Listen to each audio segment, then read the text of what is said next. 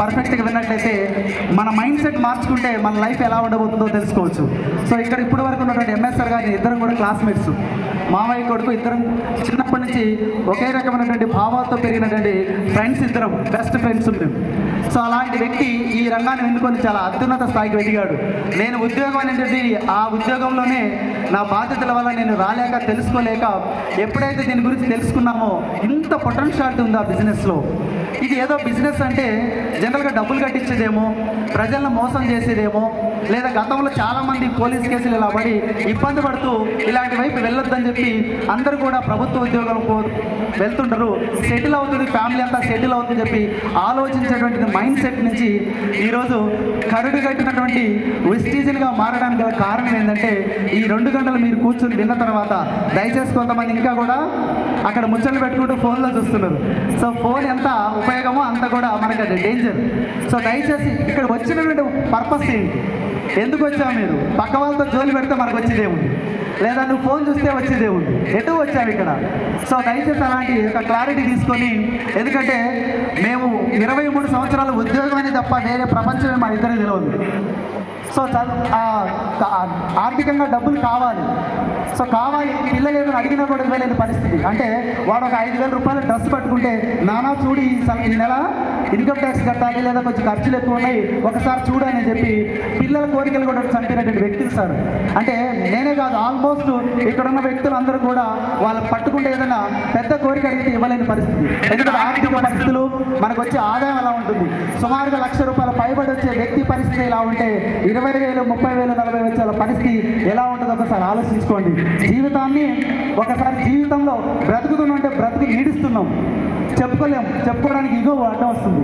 So బ్రతుకు ఈడుస్తున్నాం, తక్కువ శారీరక సరే. సో ఆపర్చునిటీ అవకాశాలు వస్తే ఒక్కసారి మనకు కాళ్ళ దండుకుంటున్నాం. ఎందుకంటే దాని గురించి క్లారిటీ తీసుకోం, 1-2 మీటింగులు రా వచ్చి నాకు అంతా తెలుసు అని చెప్పి అక్కడే కూర్చుంటాం.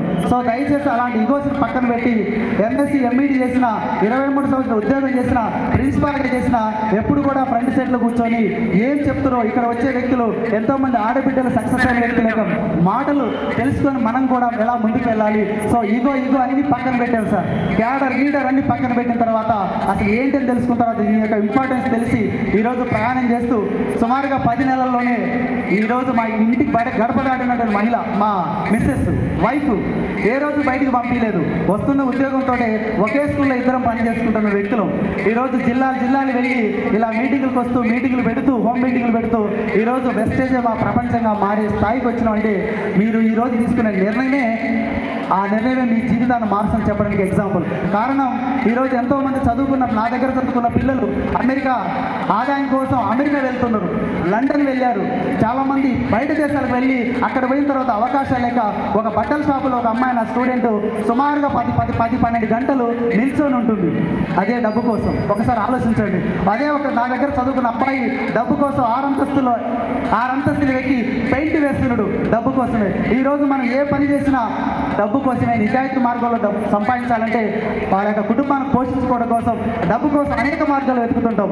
ఒకసారి ఆలోచించండి. నీకు వచ్చినటువంటి అవకాశాన్ని అందిపుచ్చుకుంటే కేవలం ఒక 2 సంవత్సరాలు నిలబడితే, నీ ఇగోని ఫాల్స్ ఇగోని పక్కన పెడితే, నీ క్యాటర్ అంతా తీసి పక్కన పెట్టి ఇక్కడ ఇలాంటి సక్సెస్ అయిన వ్యక్తుల యొక్క మాటల్ని గుండెల్లో నింపుకుంటే ఈరోజు రేపు మేము కూడా ఇవన్నీ విన్న తర్వాత ఎస్, ఉద్యోగం ద్వారా నేను ఒక్కడిని అంతో ఇంతో డెవలప్ అవుతున్నా, ఉద్యోగం దాటితే నా లైఫ్ పెద్దగా డెవలప్ కావట్లేదు.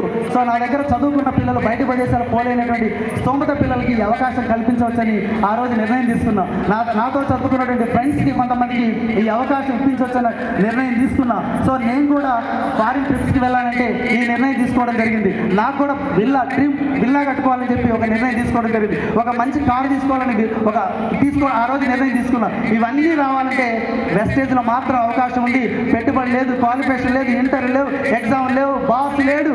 టైం అండ్ టంగు పెట్టుబడితే లైఫ్ చేంజ్ అవుతుందని చెప్పి ఈ క్లారిటీ తీసుకున్న తర్వాత డిసైడ్ అయ్యి పనిచేస్తే 10 నెలల్లోనే 39,228 వచ్చిందంటే ఒకసారి ఆలోచించండి. 23 సంవత్సరాలు చదువుకొని 23 సంవత్సరాలు ఉద్యోగం చేస్తే ₹1,00,000 6 డిజిట్లు అంకె రావడానికి సుమారుగా 40 సంవత్సరాలు పట్టింది మిత్రులారా.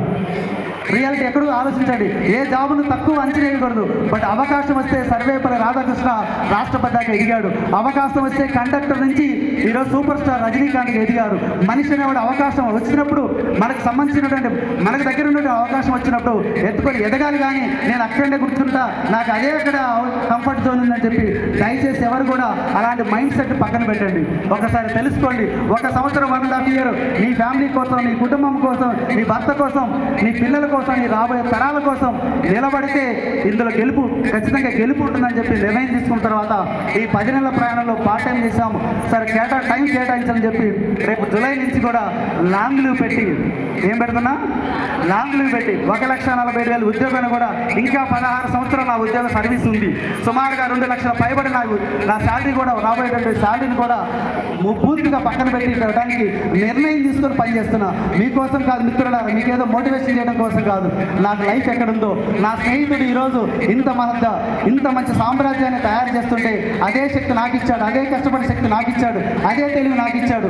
నేను ఎందుకు కాదని చెప్పి నాకు నేరుగా శిక్ష వేసుకుంటున్న నిర్ణయం ద్వారా ఈరోజు జాబులు సైతం పక్కన పెట్టి రాబోయే రోజుల్లో నన్ను నమ్ముకున్న వ్యక్తులందరినీ కూడా తయారు చేయడానికి కంకణం తీసుకొని భార్యాభర్తలు ఇద్దరం పనిచేస్తున్నాం. సో దయచేసి ఇక్కడికి వచ్చిన మిత్రులందరూ కూడా మీకు మీరుగా నిర్ణయం తీసుకొని పక్కవాడి మాట అయ్యల్లమ్మ మా బంధువులు కూడా ఎవరు కూడా మమ్మల్ని యాక్సెప్ట్ చేయలేదు. సొంత చెల్లెలు కూడా రాలేదు, తమ్ముళ్ళు రాలేదు, అయినా మేము ఇద్దరు నిలబడ్డాం. ఇంకా వీళ్ళు ఉద్యోగం సరిపోవట్లేదా, 1,70,000 ఇద్దరికి వెళ్తే జీతం వస్తుంది, ఇంకా ఏం కావాలి వీళ్ళకని చెప్పి ఎగతాళి చేస్తున్నారు. ఏమైనా అవసరమైతే వాళ్ళు ఇస్తారా? ఇవ్వరు కదా. ఉచిత సలహాలు ఇవ్వడానికి మీకు కూడా 100 మంది ఉంటారు. దయచేసి ఆ మాటలు పట్టుకోకుండా ఇక్కడ ఏందో గెలిచిన వాళ్ళ యొక్క మాటలు విని తెలుసుకొని ఇంకా కొన్ని మీటింగ్కి వచ్చి క్లారిటీ తీసుకొని మీరందరూ కూడా మీ జీవితాల్లో వెలుగు రేపు నింపుకుంటారని మనస్ఫూర్తిగా కోరుకుంటూ నాకు ఈ అవకాశం ఇచ్చిన మీ అందరికీ ధన్యవాదాలు తెలుపుకుంటూ థ్యాంక్ యూ సో మచ్.